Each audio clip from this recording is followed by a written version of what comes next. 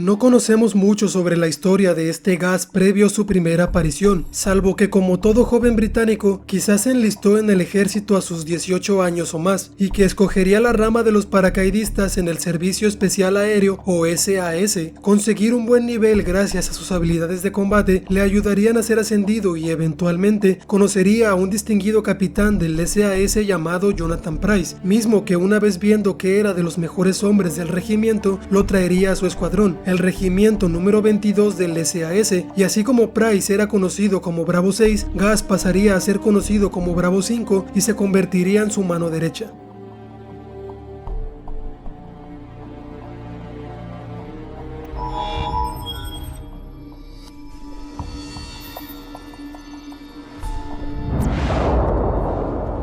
Good news first, the world's in great shape.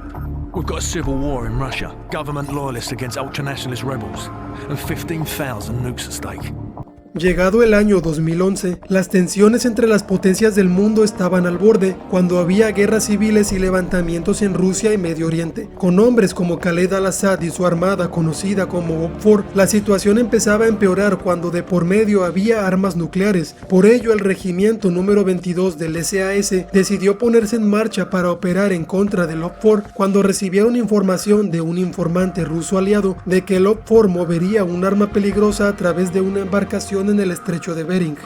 Antes de ponerse en marcha con la operación, el regimiento recibiría a un nuevo miembro, uno que los acompañaría en muchas de sus aventuras de aquí en adelante, y ese sería John Soap McTavish, mismo que sería entrenado tanto por Gas como por Pryce para que fuera lo más efectivo posible en la operación venidera, y una vez listos parten a su misión.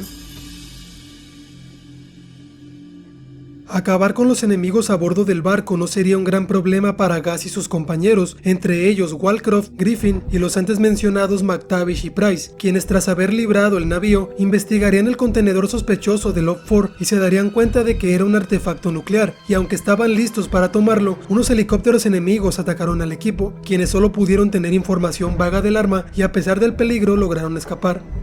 Poco tiempo después de eso, Gas había presenciado a través de televisión que al-Assad había ejecutado al presidente de la República de Al-Qunfuda en Arabia Saudí, Yasir al-Fulani, cosa que lo haría ver que el hombre líder del OPFOR iba en serio en cuanto a su movimiento. Sin poder hacer nada más por al-Fulani, los marines estadounidenses, comandados por un general llamado Shepard, atacaban la ciudad donde se creía que estaba al-Assad, la ciudad de Kafji en Arabia Saudí.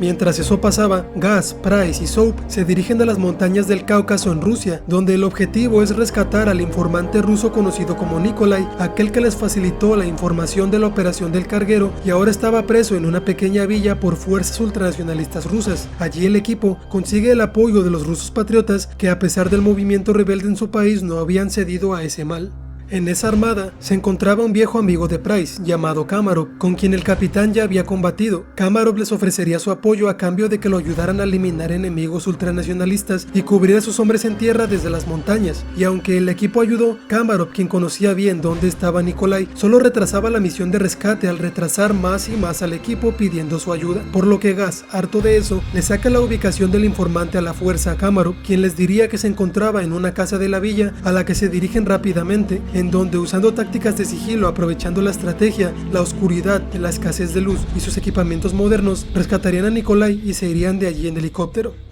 Aunque pronto tendrían que regresar a combatir a pie, pues un misil enemigo los derribaría. El equipo quedaría compuesto solo por Soap, Pryce, Nikolai y Gas, que avanzaban en el área y a pesar de la gran cantidad de enemigos, recibieron apoyo de una C-130 que los cubrió hasta que su escape fue seguro. El equipo a salvo entonces se entera de la gran tragedia.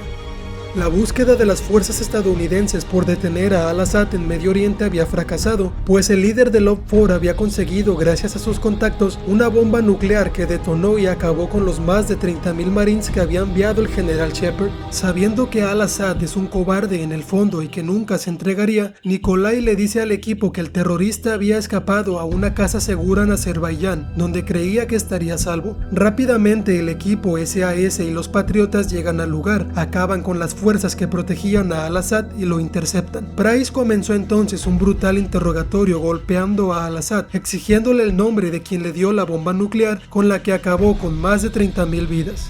Gas miraba esto cuando de pronto le llamó la atención que el teléfono de Al-Assad había comenzado a sonar, recibiendo una llamada interesante. Cuando se lo pasó a Price para que viera quién era y contestó, rápidamente el capitán reconoció la voz del hombre al otro lado y mató a Al-Assad.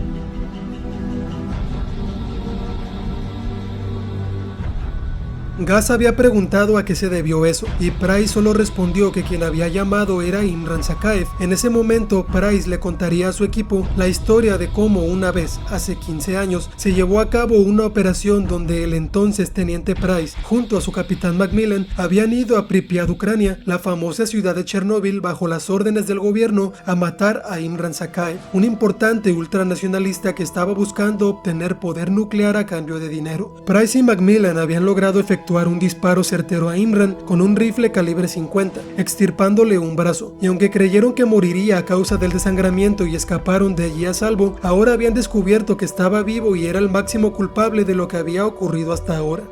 Volviendo a la actualidad, la misión principal del equipo sería escapar de Azerbaiyán y localizar a Sakaev, y el equipo había conseguido irse del lugar con ayuda de Griggs, uno de los pocos marines que habían sobrevivido a la bomba nuclear de Al-Assad. Ahora juntos, Gas, Price, Soap y Griggs, ayudados por Kamarov, vuelven a Rusia para tratar de capturar al hijo de Imran, Viktor Sakaev. La operación consistía en disfrazarse como el enemigo en un punto de control por donde pasaría Viktor, y una vez hecho esto, el objetivo había llegado al punto creyendo el engaño, y pronto todo se había salido de control cuando intentaron capturarlo. A pesar de las dificultades, Gas y los demás habían conseguido acorralar a Viktor, pero este se suicidó para no dar ninguna información a sus enemigos. Gas creía que sería más difícil encontrar a Imran, pero Price sabía que tarde o temprano él se enteraría de lo ocurrido. Y claro que lo hizo, porque ahora Imran, quien estaba molesto por su pérdida, amenazó con lanzar misiles a la costa oeste de Estados Unidos si las fuerzas británicas y estadounidenses no abandonaban Rusia y detenían su búsqueda. A Gas y los demás no les importó la amenaza de Imran y se dirigieron a la base para acabar con él, y la intensidad de la operación aumentó cuando el líder ultranacionalista había lanzado misiles como lo había dicho.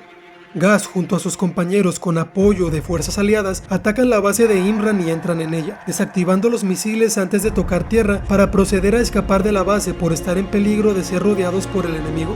Sin tener en claro si lograrán matar a Sakaev, toman unos automóviles para tratar de escapar del enemigo mientras luchan con ellos por no poder tener apoyo del mando aliado. Gas se alegra de sobremanera al recibir todos un llamado de Kamarov que les daría su apoyo para escapar. Los ataques del enemigo eran contundentes, lo que hizo que el equipo estuviera más y más acorralado. Kamarov aún no había llegado, y la superioridad de los ultranacionalistas finalmente había llegado a su límite cuando Griggs, tratando de salvar a Soap de los enemigos, es asesinado frente a este.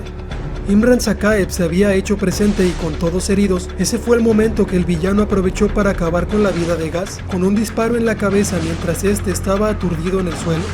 McTavish fue quien se encargó de acabar con Sakaev y sus acompañantes matándolos a disparos, lo que acabó con el conflicto a costa de las vidas de varios aliados. La guerra de momento había terminado, solo McTavish y Price habían sobrevivido.